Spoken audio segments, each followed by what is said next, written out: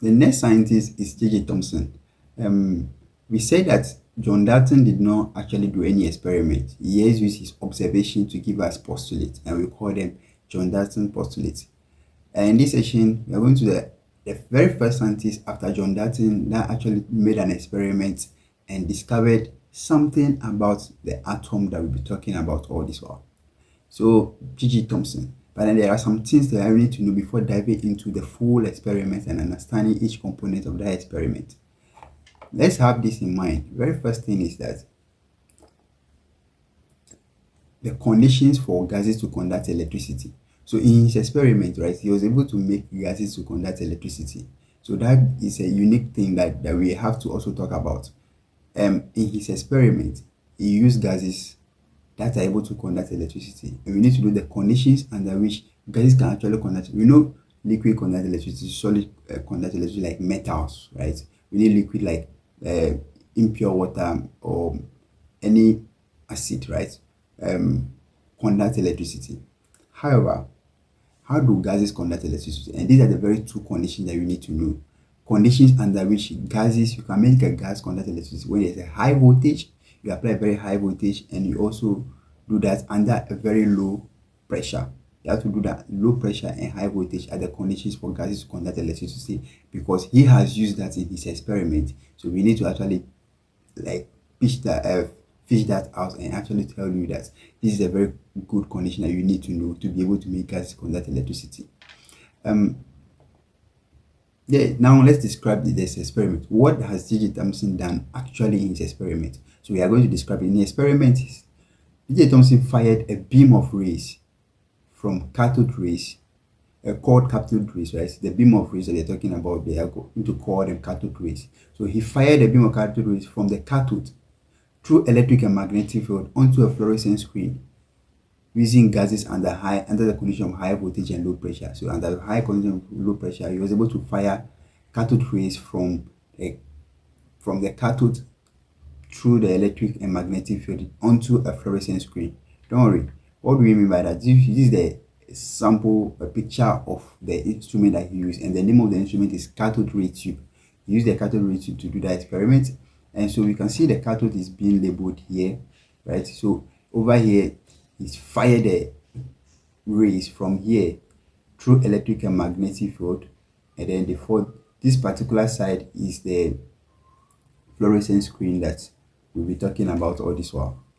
That particular side is the fluorescent screen that we're talking about all this while. Let me get my pen so that I can show you better what I mean. Okay, so yeah, sorry.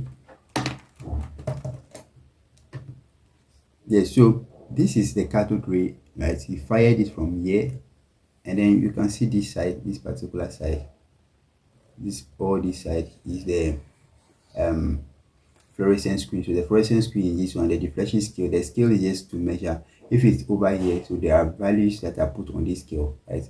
0 up to some number. So if they see the spot at 0, mean that there was no deflection, but if it's at a particular point, there will be a particular number. So there's a deflection scale that is there that we don't have to worry about. But what we are concerned with that, so you can see cathode rays moving from the cathode, fired and moving through electric. This is the electromagnet here. These are the electric field plates over here. So this is a magnetic field and this is electric field. Be able to move through, and then they fall on any point on the fluorescent screen. This is a screen where we're able to see the spots.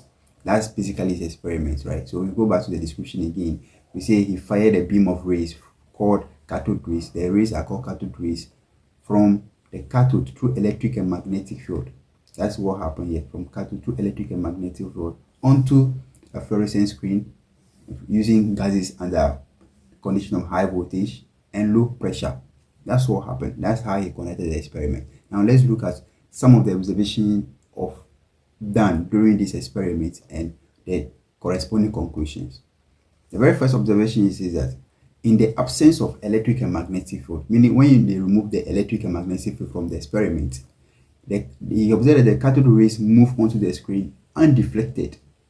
So if you remove the electromagnetic and then this electric field, this red line will move straight and follow this dashed line and fall exactly. There won't be any deflection, meaning on the deflection scale we see exactly 0. That's what happened. That's what happened during his experiment. So that's the first observation. In the absence of electric and magnetic field, the cathode rays move onto the screen undeflected, but they were deflected in the presence of the two fields. So you see, in this case, in the actual picture that we are having, there is electromagnet and then there is the electric field. So we can see some deflection, and it doesn't follow the expected straight line, but then you see the red line sees a deflection, encounters a deflection, or exhibits a deflection, and get on another spot on the screen, right? Because of the presence of electric and magnetic field. So if there's no electric and magnetic field, it moves straight. But if there is electric and magnetic field, we see it deflected some way, somehow onto some other position instead of the straight line. What does that tell us? It tells us that the cathode rays carry charge. The cathode, when you look at mass spectrometer, we also say that we need to ionize the atoms. We need to ionize the vaporized ion because it's going to be acted upon by electric and magnetic field ahead, right? So if we are having presence or absence of magnetic is affecting the deflection, it means that this electric and magnetic field are actually exhibiting or influencing the cathode ray because they contain charges, right? Because you see, electric and magnetic are able to act on the matter when those matter are bearing charges. So if you are seeing deflection, because when we are seeing deflection in the presence of electric and magnetic field, it means that whatever the matter is, whatever the component is, that component is having charges. So the conclusion here is that the cathode rays carry charges. Remember, there are two charges like by nature, positive charge and negative charge. At this point, we don't know which charge it is. So that observation doesn't confirm that it is either positive or negative charge. That's when the next observation code comes in. The next observation is that in the presence of the electric fields only, the cathode rays were deflected away from the negative plate and attracted to the positive plate. See, if you have a positive charge and you bring it near a positive charge, they will repel. If you have a negative charge and you bring it near a negative charge, they will repel. Meaning they will not attract, they will not come closer, but then they will actually push each other away. So like charges repel and like charges attract. So in this particular thing, we're saying in the presence of the electric fields only, the cathode rays were deflected away from the negative plate and attracted to the positive plate.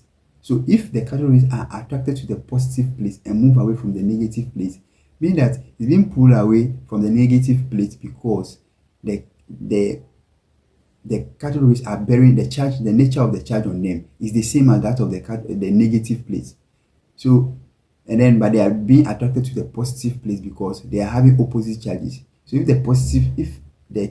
the charge inside is making the cathode rays to move towards the positive plate, it means that the cathode rays should actually have a negative charge before they can be attracted to the positive and move away from the negative charge. Negative and negative cannot come closer. They need to repel away.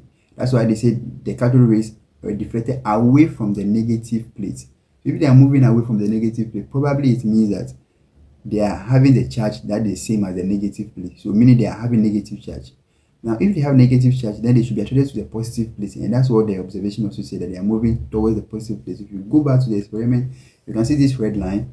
We have the positive plate at the top here and the negative plate at the down here. So when this one enters the electric field here, you see that the deflection is moving towards. So it has deflected and pushed up because of this deflection away from the negative and attraction towards the positive. So up and moves like this. So that particular observation just tells us that cathode rays are negatively charged. So the first observation tells us that they are carry charge. The second observation allows us to know that, okay, then the charge that we are talking about so far in the first observation is a negative charge. I want to talk about this one. Now, you know that what he also did is that he removed the tube material, the cathode ray tube. He changed the gases. He used different gases. He also changed the electrode material, changed the electrodes as well, right? Then realized that the cathode rays behave the same way in all cases. So the cathode rays behave the same way when different gases, the tube materials, and the electrodes were changed. So when you change all that, the cathode rays are behaving the same regardless of whatever material he uses. And the conclusion from that is that these cathode rays are present in all matter. These cathode rays these negatively charged particles are present in all matter because they are changed into different objects, different material, different gases, and realize that even the entire tube, and realize that the cathode rays will behave the same way, the same deflection, the same attraction towards the positive plate and repelling away from the negative plate, informing us that then this particular thing is present in all matter. So all matter contains these negative charge particles, and then he called them electrons. J.J. Thomson is the one that actually called them electrons, discovered the electrons. Basically, we attach it to J.J. Thomson's experiment, right? Okay, so that's it for the observations. Now, based on that, he came up with a model, plum pudding model. You can call it plum pudding model or watermelon model, right? So what does he say? He's saying that after his experiment, after John Dalton, and he has come to make this experiment and discovered electrons. He's saying that the atom is a solid sphere with positive charges and negative charges uniformly stacked in it. The stack should be U, not A. Uniformly stacked in it. And the negative charges balance the positive charge to make the entire atom electrically neutral. We are talking about electrically neutral. Yeah. So he's saying that the atom is a solid sphere with positive charges and negative charges, and then these negative and positive charges, they are uniformly stacked in it, and then the number of positive charges is equal to the number of negative charges, and then they balance each other and make the entire atom electrically neutral. That's what J.J. Thomson said. So we are likening it to a plum pudding model or watermelon model, where we have the red component and the black spots inside, all stuck inside the watermelon, right? And then he sees that as comparing that as to the model that he has.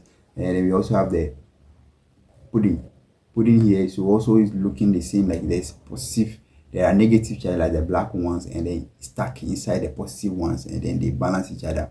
He sees them as a solid sphere, right? Discovering electrons. So J.J. Thomson has helped us to discover the electrons, and his experiment has helped us to actually realize that there is something like that. There's some negative charges now. Listen, we just call it atoms.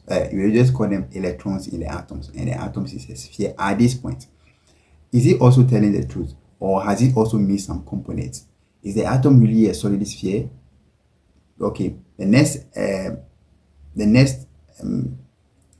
scientist that we are going to look at will also propose another thing which will have or give us another extra information on the structure of the atom as we have it today. See you in the next session to meet the next scientist.